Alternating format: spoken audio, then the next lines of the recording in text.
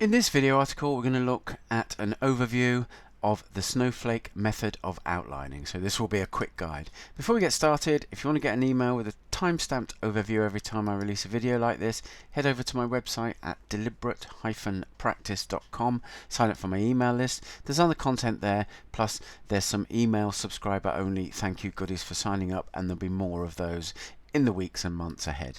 Now, a quick introduction to this video. The Snowflake method was developed by a guy called Randy Ingemanson. Randy's a novelist and a physicist, and he basically used this method and built it around the concept that stories are fractal.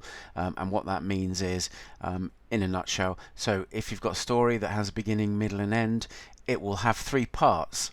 The beginning, middle and end, but the beginning will have a beginning, middle and end, as will the middle and the end, and the beginning of the beginning will have a beginning, middle and end, and so on. And so what Randy will advocate, as we'll see as we go through this video, is you can start with one sentence and expand it out till you get a full outline stroke development document for your novel. I was dealing with some questions from a student in my writing vault, which I'll talk about at the end of the video, and the student asked about if I knew anything about this. And Randy used to have a couple of courses. They were called Fiction Writing 101 and Fiction Writing 201, and there was a 301 and 401 planned that, to my knowledge, never happened. Those courses are withdrawn, and various materials from them are in various of Randy's books. But Randy developed this method, and this is what he was most and is to this day most well known for. The Snowflake method is about front-loading the planning work before you start writing any material for your novel, and the benefit of it is it saves time during the drafting and revision process, because the main work of architecting the story and the characters and so on has already been done. Randy advises the method is flexible. You can adapt it to how you write. There's several videos on YouTube where he's being interviewed by people about this, and he talks about you can do it in reverse to the method that we're going to go through. You can do it after if you're a discovery writer, you can do it, apply the principles after you've written a first draft, and so on. So the important point is it's not a rigid straitjacket.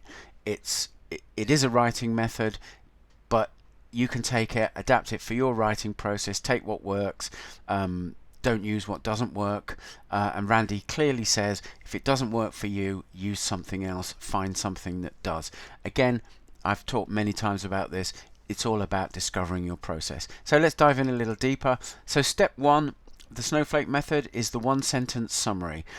In that sentence, and ideally Randy suggests it should be under 15 words or so, focus on capturing the core conflict and unique premise of your story.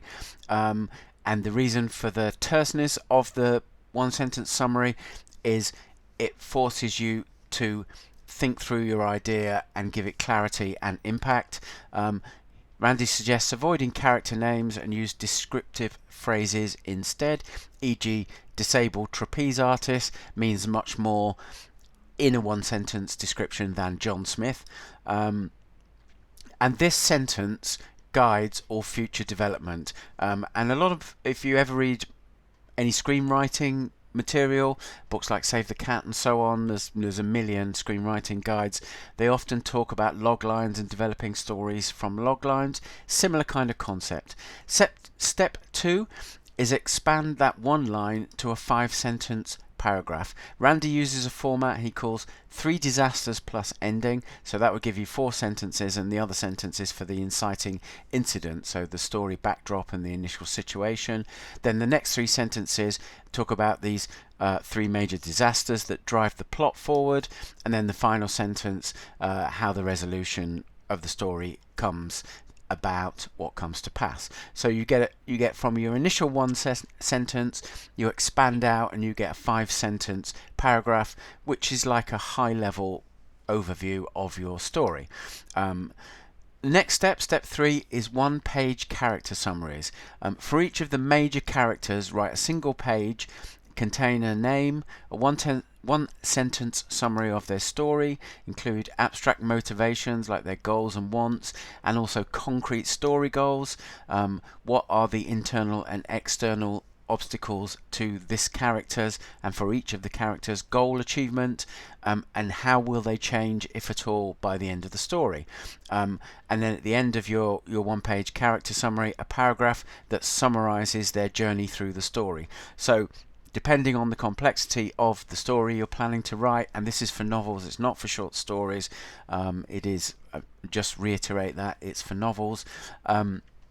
You've got a whole host of important information about all your major characters. So remember, that's the major character, so that'll be the main character, it'll be the antagonist, there may be 2 or 3 allies of the main character, or the antagonist who are main characters in the story. So figure out how many of those main characters there are who get significant page time, and do a one-page character summary for each of those.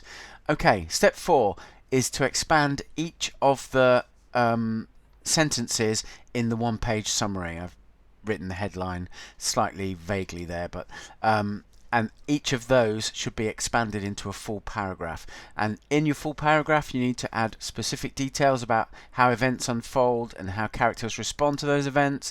Each disaster paragraph should end with a further complication that drives the story further, and the final paragraph details the resolution and how everyone is tied up and how all the plot events are tied up and finished and hopefully neatly resolved, and that will give you a detailed one-page synopsis of your novel. So you can see how starting from one page is expanding outwards and outwards and adding more layers of detail, which we'll carry on doing if you're using this method. So step 5 is to write detailed character descriptions. So flesh out your main character profiles. You want to add physical traits, history, personality quirks, relationships, describe how they see the world, create shorter profiles for supporting characters.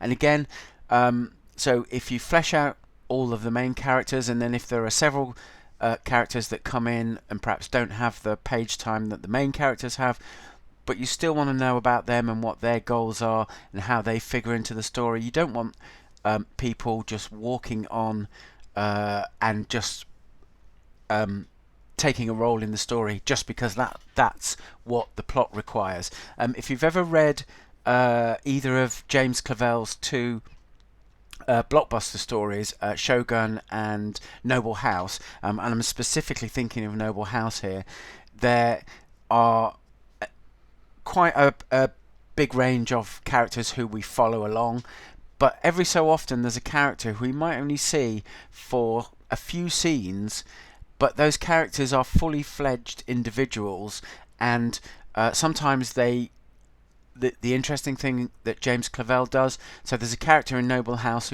who appears, she doesn't have many scenes, but she brings something that's of importance to one of the main characters, and then towards the end of the story she kind of just disappears from the story, but she disappears from the story with something, and no one in the story knows what the actual thing that she's got says, and James Clavell never tells you, but it leaves this just little hint of intrigue, which I thought was really cool. And then perhaps James Clavell had planned to write a further story where whatever she was taking away from Hong Kong in 1963 would feature in something else.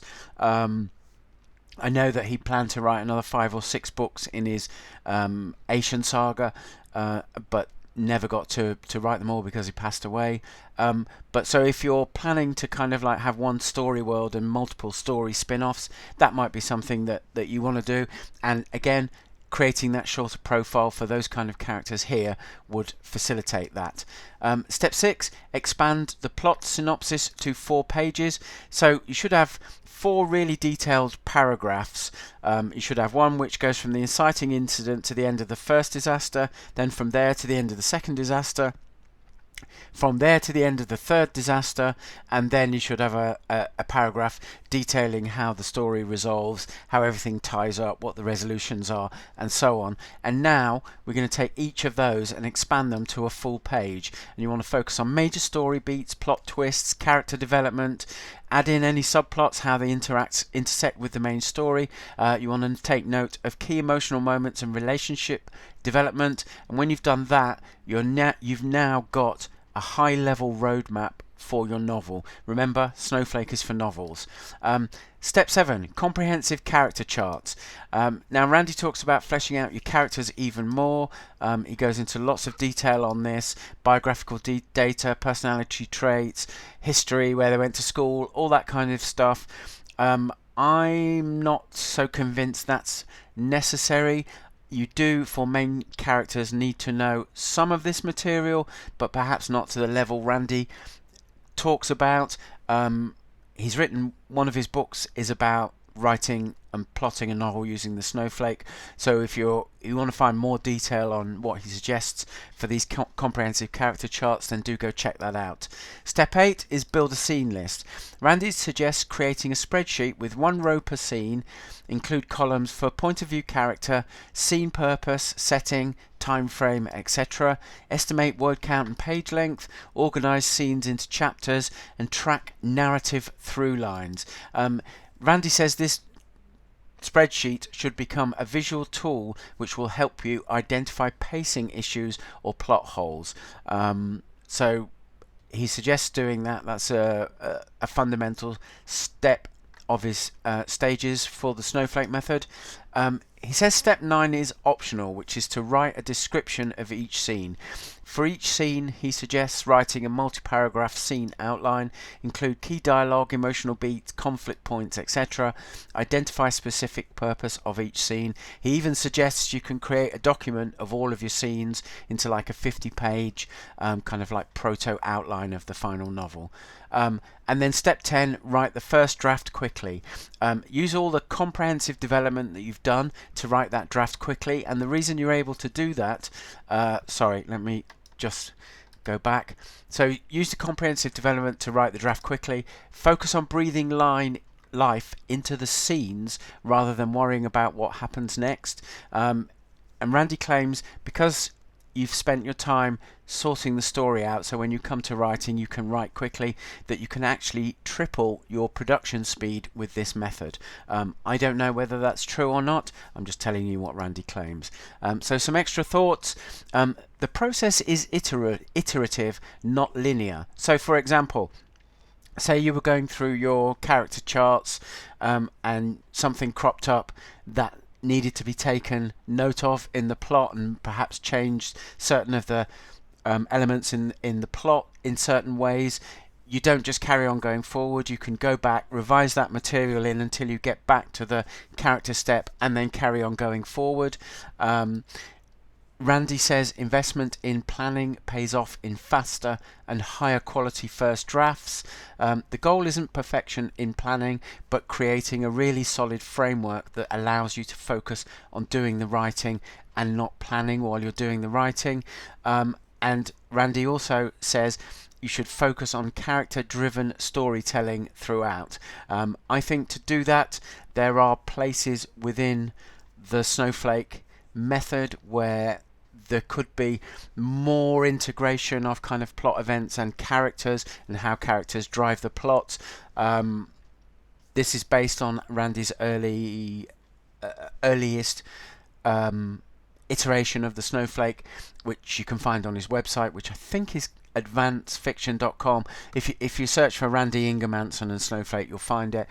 There are some later videos that he's done, interviews with people about it as well, which are worth watching if this method is something that you think you might want to give a try to. He also says, and I think this is the most important part, and it's the same for every story method process you come across, adapt it to your personal writing style. Take what works, reject what doesn't work, find a method that works for you. That's the ultimate thing that writers who haven't yet produced 10 novels or a scud's worth of novels and short stories should be doing, is doing writing but trying to find a process that predictably and consistently allows them to go from an idea to a finished piece of work, finished piece of fiction. So closing out, the most important advice: if it works for you, it's great. If not, adapt it or try something else. Now, in terms of if you have to try something else, there's a host of things you can try. I'm putting a resource together for aspiring writers, new writers, frustrated fiction writers. It's called the Writing Vault. You can see the URL on the screen. Over the months to come, there will be lots more information like this. There's already a ton of stuff in there, and the most important thing, there's going to be some interactive AI workflows which will really help you develop ideas and stories. And you might think, well, I don't want to use AI to write your stories. You're not. The AI is used to effectively act as your Socratic brainstorming partner and record all your responses, and all the story ideas come from you. So there's going to be quite a bunch of those going in, so go check that out. There'll be a link in the description as well. If you've got any questions on that, email me, paul@deliberate-practice.com, and I'll get back to you as soon as I can. Thank you for your time with this video today, and I'll leave you with some recommended videos from my channel.